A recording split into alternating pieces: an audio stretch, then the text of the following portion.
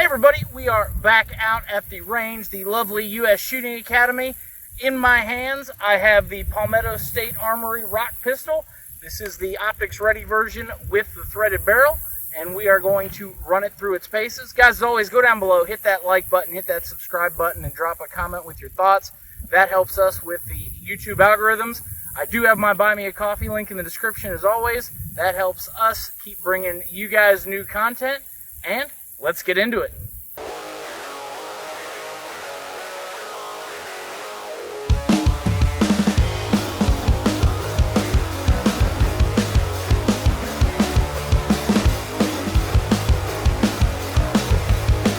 Alright, so first things first, I loaded up the first magazine. This is just some of the basic cheapy American Eagle range ammo stuff. This is fresh out of the box, no lubrication, no nothing like that.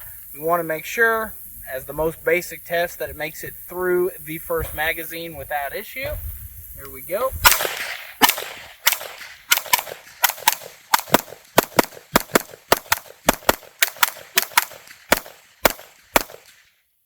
And locks back exactly as it should. Something I will mention, obviously 5.7, very, very low recoil, but something I will say with this one in particular, maybe it's the ergonomics, obviously some of it is around, but comes right back to zero each time. Very easy to track that front sight and keep it on target. Let me go grab some more ammo and we'll do some more shooting. So with a threaded barrel, I would be remiss not to at least try it out. This is the Little Bird by AB Suppressors. These actually do have adjustable baffles inside of them.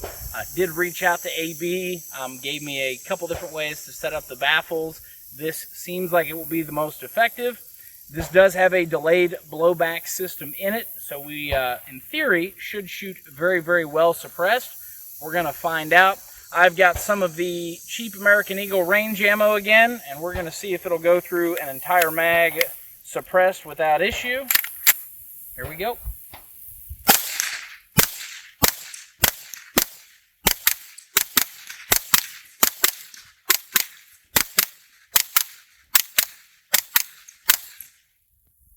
And locks back just as it should.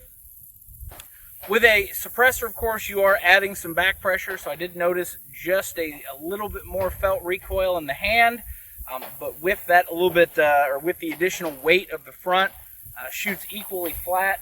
Looking at my target, we have a slight point of impact shift, just a little bit up and just a little bit right. Your mileage may vary on that, but if you are looking to run a can, I always recommend AB suppressors. I've had good luck with those. But it does run a can very, very well.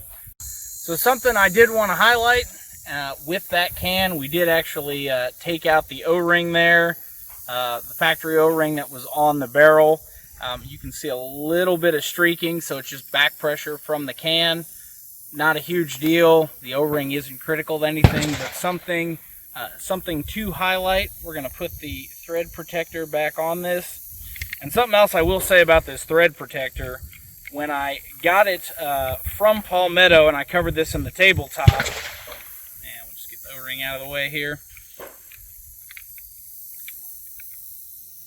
It was actually on upside down. Took quite a bit of force to get it off. There is a notch cut in this, in the thread protector. I can't talk today, it's a little warm. There's a notch for the O-ring. They had it on the other way. It was crammed in there, kind of locked it up.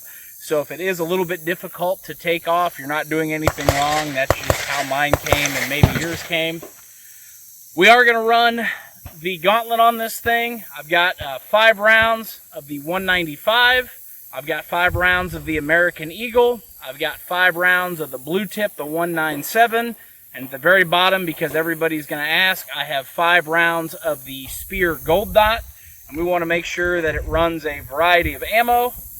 And I'm having issues finding some of this ammo locally. So pardon the abbreviated test here, but we want to make sure that it does run all of these. So here we go, 20 rounds.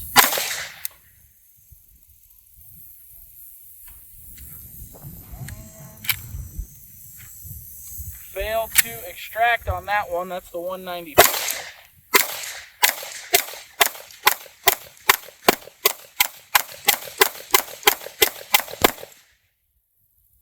All right, and it does lock back.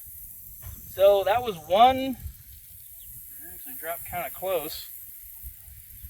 Casing doesn't look damaged, so it looks like just one oddball fail to extract there. Everything else ran smooth, felt smooth.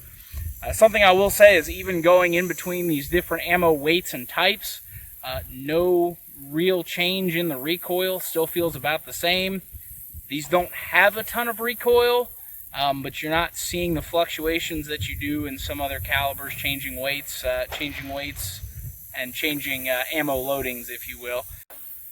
Alright, so I got asked on one of my other videos, I figure I'll add this in here, just a quick mag transition. Be a little bit slower coming out of a pocket.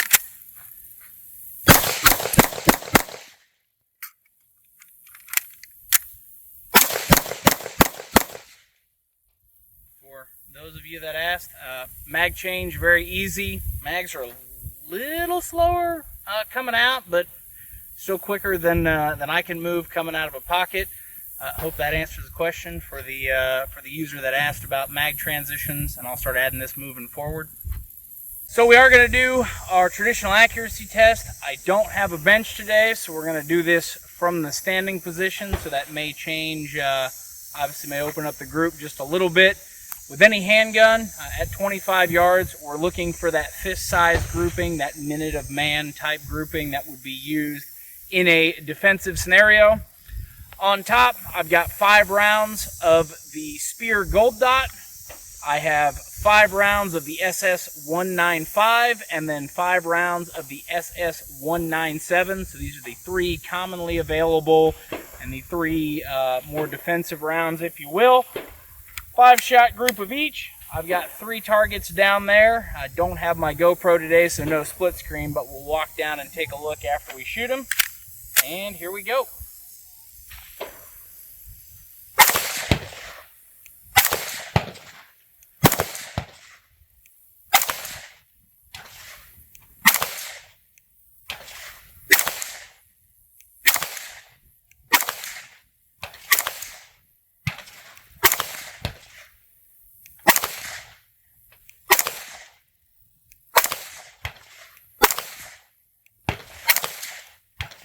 Locks back. Let's go wander down there.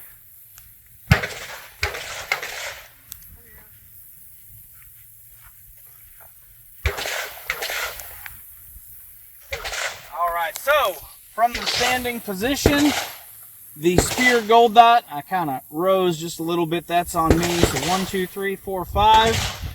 We are in that fist size minute of man accuracy there. That's what we're looking for. I had a flyer on this one, so we are 1, 2, 3, 4, and I believe 5 right there. So just a little bit outside of that with that 195. That's probably me more than the handgun.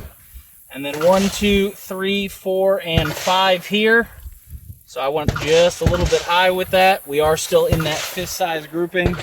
At 25 yards, that is what we are looking for. That's going to be center mass on a silhouette type target. I'm gonna get everything cleaned up and let's do some final thoughts. Final thoughts on this thing. I will say PSA has done a very good job, and especially lately, getting you a lot of bang for your buck. Pun definitely intended there. Inexpensive but solidly built firearms. Do love the fact that you do get the optic setups with it. Would like to see a plate for an Acro P2 or a Steiner MPS. PSA, if you're listening, hot tip there. The fact that it uses Glock sights is very convenient. Does make it easy to change them out to night sights, suppressor sights, whatever your preferred iron sight is. Very easy to make happen. Of course, threaded barrel from the factory in the standard 1/2x28. Also, huge improvement over the competitor. I try not to mention the other ones, but the FN57, where they all come in a weird metric thread and you've got to do an adapter. So it's nice that it is good to go out of the box. Striker fire, just a little bit different. Very used to either looking for the safety here or the thumb safety on the Ruger 57. I kind of like a thumb safety. Not everybody will, so that's going to be definitely your personal preference. But being striker fired, the trigger is decent. I like the feel of the trigger. Very nice firm wall. Do wish they would put it a little closer to the 5-pound range. On the tabletop, we were a little bit closer to 7. It's a little heavier than I would like, especially for a low recoiling round like this. But ergonomics, fit, finish, and feel in the hand, all very solid. Operates very well. One malfunction out of the entire test, and that could be ammo related. I don't want to totally fault the pistol for that. For the money in that $600 to $700 range, you know, roughly half the cost of the FN version, you get a lot for not a whole lot of change. So I definitely like it. Definitely will keep shooting this thing. It actually is a lot of fun. Guys, as always, I do appreciate your time watching this. Stay safe, train hard.